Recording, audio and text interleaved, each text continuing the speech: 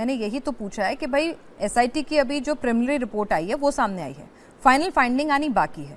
अगर भरोसा नहीं है एसआईटी की रिपोर्ट पे तो फिर उसके सामने पेश होकर कागज सबमिट करने का क्या औचित्य है, क्या मतलब है?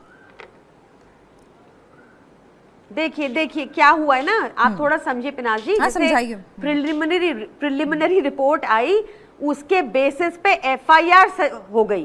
ओके, अब आगे तो पुलिस को कार्रवाई करनी है एफआईआर के बेसिस पे।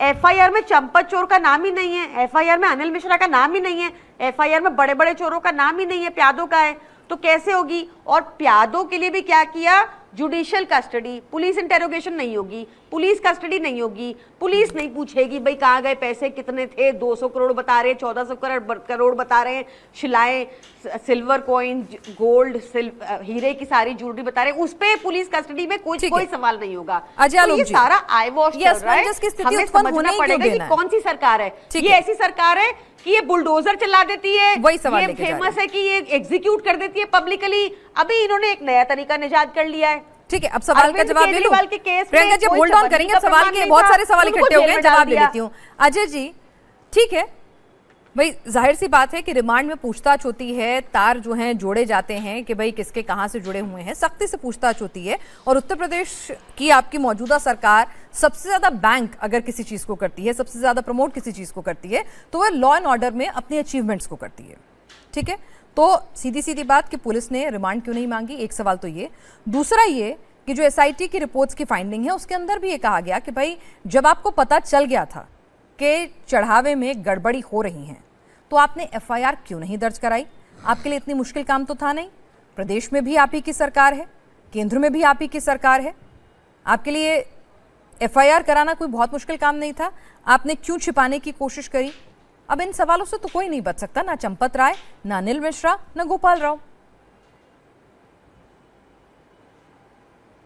पिनाज जी, जिस दिन से डिबेट हो रही है मैं सीधे कह रहा हूं कि इसमें दो पहलू हैं। एक पहलू है सीधे सीधी चोरी कि चढ़ावा आया, उसमें चोरी हुई, उसके लिए 8 अभियुक्तों को पकड़ा गया। और बाय द वे इनको नहीं पता होगा, 8 अभियुक्त तो पुलिस एसआईटी की जांच के दौरान ही उन्होंने कबूल कर लिया कि हमने चोरी की। एसआईटी के दौरान, रेड के दौरान उनके घर से पैसे मिले। उसके पहले मंदिर ट्रस्ट ने भी रेड का जब की थी चंपत राय जी के साथ, तब भी 5 लाख रुपए एक के साथ बरामद हुई थी, तभी एसआईटी की सिफारिश की गई थी।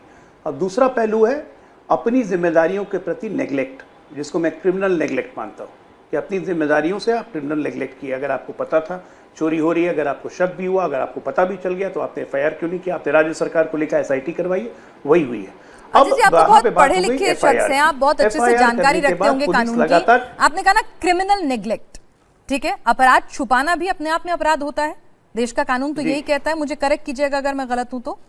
बिल्कुल ठीक है, धाराएं हो सकता है उतनी संगीन ना लगे। बिल्कुल सही कह रही है, सही कह रही हूँ ना, धाराएं हो सकता है उतनी संगीन ना लगे, तो इसीलिए एफआईआर क्यों नहीं हो रही चंपत राय जी के खिलाफ, अनिल मिश्रा जी के खिलाफ एफआईआर क्यों नहीं हो रही? हो सकता है धाराएं ठीक है, उनकी निष्ठा पे सवाल नहीं है, तो धाराएं उस तरह की लगे कि आपने अपराध छुपाया। हाँ, पर हो ना, क्यों मौका दे रहे हैं विपक्ष को? हमें यकीन करना पड़े।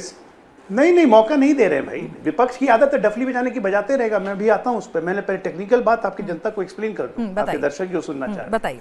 एफआईआर हो गई है, एफआईआर में जितनी बातें हैं और इन्वेस्टिगेशंस हो रही हैं, लिंक निकाले जा रहे हैं, मनी ट्रेल लगाई जा रही है कि मनी ट्रेल कहाँ कहाँ गया, कैसे कैसे गया। क्योंकि दो चीज़ तो है, रिकवरी हम पूरी करेंगे, किसी को छोड़ेंगे नहीं, कोई कितना भी प्रोविंशियल क्यों ना हो। मुख्यमंत्री जी ने खुद कहा है, दूध का दूध पानी का पानी होगा। पुलिस किसको रिमांड पे लेती है, किसको जुडिशियल कस्टडी में जाने देती है, ये पुलिस का निर्णय है। इसमें मैं कोई नहीं होता हूँ टिप्पणी करने वाला।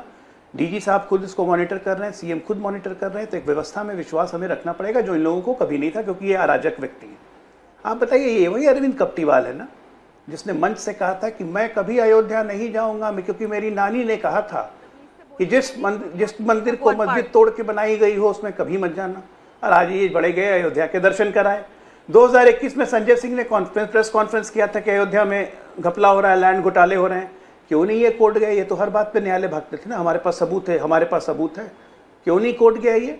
आज जब एसआईटी ने इनको बुलाया क्या के सबूत दीजिए, तो ये मजबूरी में इनको आना पड़ा, क्योंकि ये भाग नहीं सकते थे।